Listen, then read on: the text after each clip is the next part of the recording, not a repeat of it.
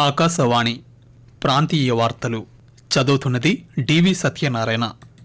ఈనాటి వార్తల్లోని ముఖ్యాంశాలు: అన్నదాత సుఖీభవ పథకాన్ని ఆగస్టు 2న ప్రకాశం జిల్లా దర్శిలో ప్రారంభిస్తున్నామని ముఖ్యమంత్రి నారా చంద్రబాబు నాయుడు తెలిపారు. రాష్ట్రానికి పెద్ద ఎత్తున పరిశ్రమలు రానున్నాయని ఐటీ శాఖ మంత్రి నారా లోకేష్ వెల్లడించారు. శాంతి భద్రతలకు విఘాతం కలిగిస్తే చర్యలు తీసుకుంటామని హోంమంత్రి వంగులపూడి అనిత స్పష్టం చేశారు. ఎగువ ప్రాంతాల్లో వర్షాలు కురుస్తున్న నేపథ్యంలో ప్రకాశం బ్యారేజ్ గేట్లను ఎత్తి నీటిని దిగువకు విడుదల చేస్తున్నామని ఎన్టీఆర్ జిల్లా కలెక్టర్ డాక్టర్ జి లక్ష్మీస తెలిపారు. భారత్ ఇంగ్లాండ్ జట్ల మధ్య 5వ టెస్ట్ మ్యాచ్ తొలి ఇన్నింగ్స్లో భారత్ ఈ రోజు భోజన విరామ సమయానికి 2 వికెట్ల నష్టానికి 72 పరుగులు చేసింది. వార్తల వివరాలు: అన్నదాత సుఖీభవ పథకాన్ని ఆగస్టు 2 నుంచి అమలు చేస్తామని ముఖ్యమంత్రి నారా చంద్రబాబు నాయుడు తెలిపారు. ప్రకాశం జిల్లా దర్శిలో ఈ పథకాన్ని ప్రారంభించనున్నామని ఆయన వెల్లడించారు. అన్నదాత సుఖీభవ పథకం అమలుపై ముఖ్యమంత్రి ఈరోజు అమరావతిలోని రాష్ట్ర సచివాలయం నుంచి దృశ్య మాధ్యమం ద్వారా జిల్లా కలెక్టర్లతో సమీక్ష నిర్వహించారు. ఈ సందర్భంగా మాట్లాడుతూ కేంద్ర ప్రభుత్వం పీఎం కిసాన్ యోజన ద్వారా ఇచ్చే 6,000 రూపాయల ఆర్థిక సహాయంతో కలిపి రాష్ట్ర వాటాగా మరో 14,000 రూపాయలను ఈ పథకం ద్వారా అందిస్తామని పేర్కొన్నారు. మొదటి విడతలో రాష్ట్రం వాటా 5,000 రూపాయలు, కేంద్ర ప్రభుత్వ వాటా 2,000 రూపాయలు ఆగస్టు 2న విడుదల కానున్నాయని చెప్పారు. రాష్ట్రంలోని 46,85,838 మంది రైతులకు అన్నదాత సుఖీభవ పథకంతో లబ్ధి చేకూరనుందని తెలిపారు. ఈ పథకం కోసం 2,342 కోట్ల రూపాయల నిధులను రాష్ట్ర ప్రభుత్వం కేటాయించిందని చంద్రబాబు నాయుడు వెల్లడించారు. రాష్ట్రానికి పెద్ద ఎత్తున పరిశ్రమలు రానున్నాయని ఐటీ ఎలక్ట్రానిక్స్ శాఖల మంత్రి నారా లోకేష్ తెలిపారు.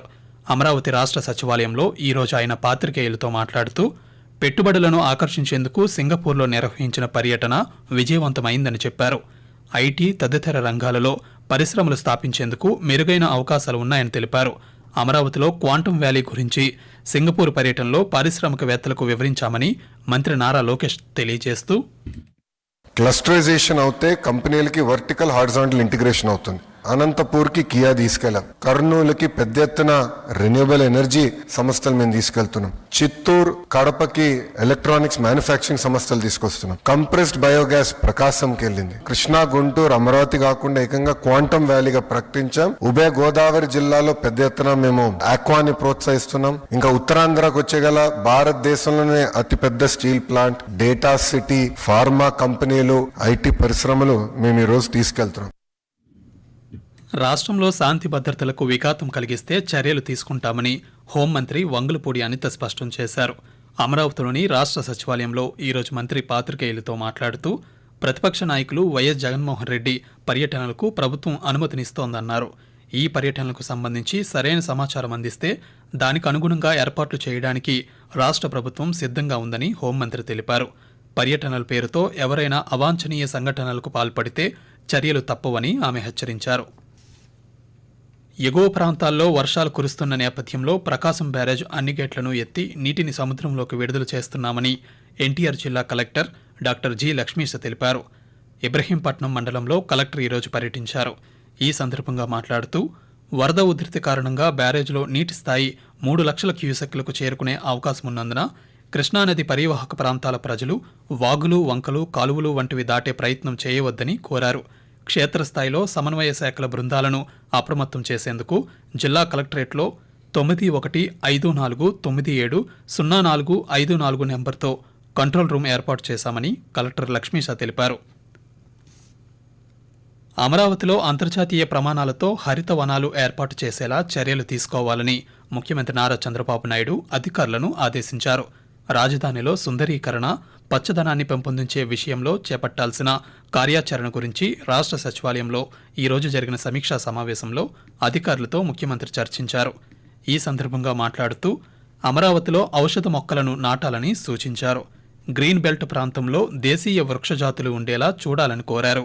ఈ సమీక్షలో రాష్ట్ర పురపాలక శాఖ ముఖ్య కార్యదర్శి సురేష్ కుమార్, ఏడీసీ సీఎండీ లక్ష్మీ పార్థసారథి తదితరులు పాల్గొన్నారు. ఆకాశవాణి ప్రాంతీయ వార్తలు వింటున్నారు.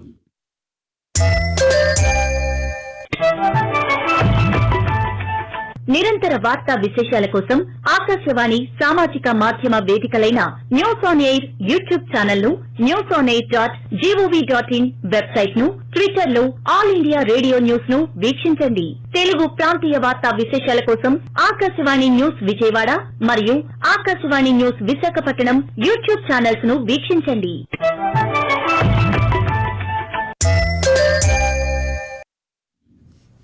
సింగపూర్లో రాష్ట్ర పురపాలక శాఖ మంత్రి పి నారాయణ పర్యటన కొనసాగుతోంది. ఈ పర్యటనలో భాగంగా సింగపూర్లో అమరావతి రాజధాని నిర్మాణానికి సంబంధించిన పలు అంశాలపై సింగపూర్ ల్యాండ్ ట్రాన్స్పోర్ట్ అథారిటీ ప్రతినిధులతో ఈరోజు ఆయన సమావేశమయ్యారు. అదేవిధంగా అమరావతిలో రోడ్ ట్రాన్స్పోర్ట్ గురించి సంస్థ ప్రతినిధులతో మంత్రి చర్చించారు. అనంతరం సింగపూర్లో జేటీసీ పౌల్ట్రీ ప్రాసెసింగ్ హబ్ను కూడా సందర్శించారు. రాష్ట్రంలో కోళ్ల వ్యర్థాలను శాస్త్రీయ పద్ధతిలో ప్రాసెస్ చేసే యూనిట్లను ఏర్పాటు చేసే ఆలోచనలో రాష్ట్ర ప్రభుత్వం ఉందని మంత్రి ఈ సందర్భంగా తెలియజేశారు. ప్రతి గ్రామాన్ని సమగ్రంగా అభివృద్ధి చేయాలన్న లక్ష్యంతో ప్రభుత్వం పనిచేస్తోందని రాష్ట్ర గిరిజన సంక్షేమ శాఖ మంత్రి గుమ్మడి సంధ్యారాణి పేర్కొన్నారు. పార్వతీపురం మన్యం జిల్లా సాలూరు నియోజకవర్గం మక్కువ మండలం డి సిర్లాం గ్రామంలో ఈరోజు నిర్వహించిన సుపరిపాలనలో తొలి అడుగు కార్యక్రమంలో మంత్రి పాల్గొన్నారు.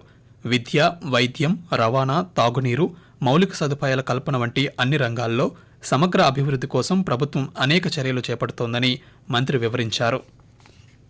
విశాఖపట్నంలో పరిశ్రమల ఏర్పాటుకు జిల్లా యంత్రాంగం నుంచి పూర్తి సహకారం ఉంటుందని కలెక్టర్ ఎంఎన్ హరేందర్ ప్రసాద్ తెలిపారు. జిల్లాలోని పారిశ్రామికవేత్తలు, వివిధ విభాగాల అధికారులతో కలెక్టర్ కార్యాలయంలో ఈరోజు జరిగిన district industrial export and promotion committee DIEPC సమావేశంలో కలెక్టర్ పాల్గొన్నారు. ఈ సందర్భంగా మాట్లాడుతూ పారిశ్రామిక వాడల్లో మౌలిక సౌకర్యాలు కల్పించడంపై అధికారులు దృష్టి సారించాలని సూచించారు. ఏపీఐఐసి ద్వారా కేటాయించిన భూముల్లో నిర్ణీత సమయంలో నిర్వాహకులు పరిశ్రమలు నెలకొల్పేలా చర్యలు తీసుకోవాలని కలెక్టర్ ఆదేశించారు. పార్వతీపురం మన్యం జిల్లా వ్యాప్తంగా రేపు ఎన్టీఆర్ భరోసా పింఛన్ల పంపిణీ చేయనున్నామని కలెక్టర్ ఏ శ్యాంప్రసాద్ వెల్లడించారు. ఈ మేరకు ఈరోజు ఆయన ఒక ప్రకటన విడుదల చేశారు. జిల్లాలోని 1,40,672 మంది లబ్ధిదారులకు పింఛన్లు పంపిణీ చేస్తామని వివరించారు. ఇందులో కొత్తగా మంజూరైన 1,634 వితంతు పింఛన్లు ఉన్నాయని తెలిపారు. దేశీయ స్టాక్ మార్కెట్ సూచీలు ఈరోజు నష్టాల్లో ముగిశాయి. ఉదయం సెన్సెక్స్ 81,481 పాయింట్ల వద్ద నష్టాల్లో ప్రారంభమై చివరికి 296 పాయింట్ల నష్టంతో 81,185 వద్ద స్థిరపడింది. నిఫ్టీ 86 పాయింట్ల నష్టంతో 24,786 వద్ద ముగిసింది. భారత్ ఇంగ్లాండ్ జట్ల మధ్య 5వ టెస్ట్ మ్యాచ్ లండన్లోని ఓవల్ స్టేడియం వేదికగా ఈరోజు ప్రారంభమైంది. టాస్ గెలిచిన ఇంగ్లాండ్ బౌలింగ్ ఎంచుకోవడంతో తొలి ఇన్నింగ్స్ ప్రారంభించిన భారత్ భోజన విరామ సమయానికి 2 వికెట్ల నష్టానికి 72 పరుగులు చేసింది. రాష్ట్రంలో దిగువ ట్రోపో ఆవరణంలో పశ్చిమ గాలులు వీస్తున్నాయని అమరావతిలోని భారత వాతావరణ కేంద్రం తెలిపింది.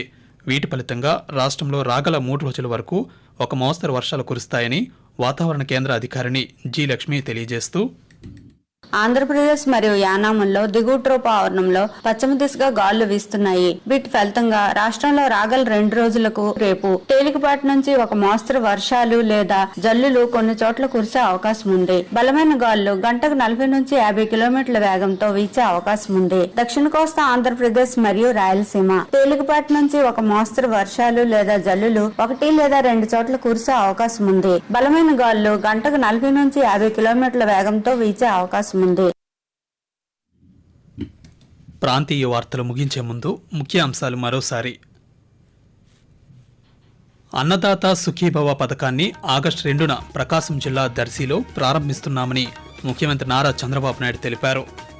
రాష్ట్రానికి పెద్ద ఎత్తున పరిశ్రమలు రానున్నాయని ఐటీ ఎలక్ట్రానిక్స్ శాఖల మంత్రి నారా లోకేష్ వెల్లడించారు. శాంతి భద్రతలకు విఘాతం కలిగిస్తే చర్యలు తీసుకుంటామని హోంమంత్రి వంగలపూడి అనిత స్పష్టం చేశారు. ఎగువ ప్రాంతాల్లో వర్షాలు కురుస్తున్న నేపథ్యంలో ప్రకాశం బ్యారేజ్ గేట్లను ఎత్తి నీటిని దిగువకు విడుదల చేస్తున్నామని ఎన్టీఆర్ జిల్లా కలెక్టర్ డాక్టర్ జి లక్ష్మీస్ తెలిపారు. భారత్ ఇంగ్లాండ్ జట్ల మధ్య 5వ టెస్ట్ మ్యాచ్ తొలి ఇన్నింగ్స్లో భారత్ ఈరోజు భోజన విరామ సమయానికి 2 వికెట్లు నష్టపోయి 72 పరుగులు చేసింది. ఆకాశవాణి ప్రాంతీయ వార్తలు ఇంతటితో సమాప్తం. రాత్రి 8:30 జాతీయ వార్తలు వింటారు.